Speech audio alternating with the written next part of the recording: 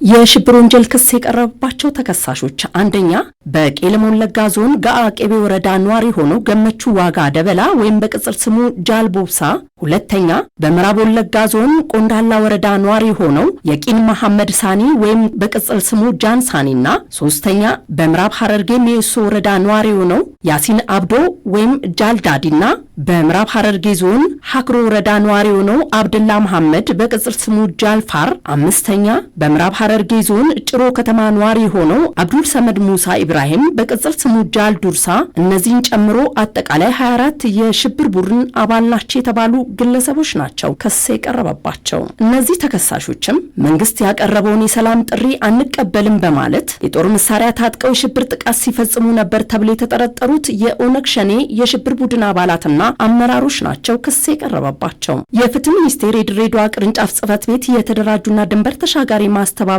አቃቢ ሕግ ዝርዝር ክስ አቅርቦባቸዋል። በአንደኛው ክስ ላይ ከአንደኛ እስከ 17ኛ ተራ ቁጥር ለተጠቀሱ ተከሳሾች ላይ የቀረበ ሲሆን በ1996 ዓ.ም የወጣውን የወንጀል ሕግ አንቀጽ 32 ንዑስ ቁጥር 1 ሐና ለ አንቀጽ 35 እና የሽብር ወንጀልን ለመቆጣጠር የወጣውን አዋጅ ቁጥር 1176 2012 አንቀጽ 3 ንዑስ ቁጥር 2 ስር የተደነገገውን ድንጋጌ ተላልፈዋል የሚል ክስ ነው አቃቢ ሕግ ያቀረበባቸው። በዚህም ክስ ተከሳሾቹ በዋና ወንጀል አድራጊነት በመላ ሐሳባቸው አድራጎታቸው በወንጀሉ ድርጊት በሚሰጠው ውጤትም ሙሉ ተካፋይ በመሆን ህዝብን ለማሸበር መንግስትንም ለማስገደድ በማሰብ የሽብር ቡድኑን ዓላማ ተቀብለውም ከሚያዝያ 28 ቀን 2013 ዓ.ም እስከ ሐምሌ ወር 2017 ዓ.ም ድረስ በተለያዩ ጊዜያት በኦሮሚያ ብሔራዊ ክልላዊ መንግስት የተለያዩ ቦታዎች ማለትም በምዕራብና ምስራቅ ወለጋ ዞኖች እንዲሁም በምዕራብ ሐረርጌ የተለያዩ ቦታዎች ላይ ሲንቀሳቀሱና የሽብር ወንጀል ሲፈጽሙ እንደነበረም በክሱ ላይ ተመላክቷል። እነዚህ ተከሳሾች ስናይፐር፣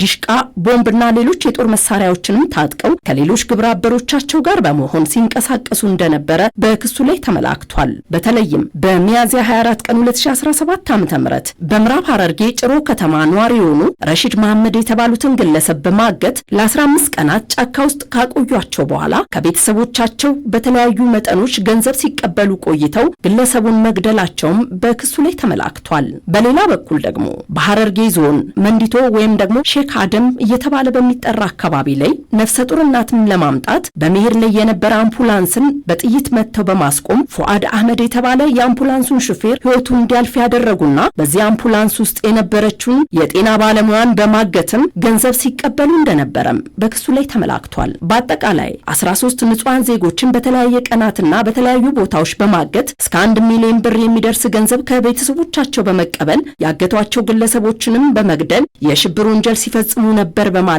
አቃቢ ሕግ የተሳትፎ ደረጃቸውን ጠቅሶ በክሱ ላይ አመላክቷል። ከግለሰቦች ከተለያዩ ባንኮች ሂሳብ ገንዘብ እንዲዘዋወርላቸው ሲያደርጉ እንደነበረም የጠቀሰ ሲሆን በዚህ መልኩ የሽብር ተግባር ሲፈጽሙ ቆይተው በኦሮሚያና በሶማሌ ክልል አዋሳኝ ድንበሮች ላይ በመሄድ ቶክስ በመክፈት የሽብር ተግባር ሲፈጽሙ እንደነበረም አቃቢ ሕግ በክሱ ላይ ጠቅሷል። በመጨረሻም ወደ ድሬዳዋ ጄልዴሳ ክላስተር ወደ ተባለ ቦታ በማቅናት ቶክስ ከፍተው በኦሮሚያና በድሬዳዋ ከተማ የጸጥታ አካላት እንዲሁም በፌዴራል ፖሊስና በኢፌዴሪ መከላከያ ሰራዊት ጥምረት ግብረ አበሮቻቸው እርምጃ ተወስዶባቸው የተደመሰሱ ሲሆን እነዚህ 24 ተከሳሾች ግን በቁጥጥር ስር መዋላቸውም በክሱ ላይ ተጠቅሷል። በሁለተኛው ክስ ደግሞ በአንደኛ በሁለተኛና ሶስተኛ ተከሳሾች ላይ የቀረበ ሲሆን ይህም የሽብር አዋጁን 1176 2012 አንቀጽ 29 ንዑስ ቁጥር 1 ስር የተደነገገውን ድንጋጌ መተላለፍ የሚል ክስ ቀርቦባቸዋል። እነዚህ ተከሳሾች በቁጥጥር ስር እስከዋሉበት ጊዜ ድረስ የጦር መሳሪያ በመታጠቅ የሽብር ድርጅቱን ሲመሩ እንደነበረም በክሱ ላይ ተጠቅሷል። በዚህ መልኩ አቃቢ ሕግ ቀሪ ተከሳሾችን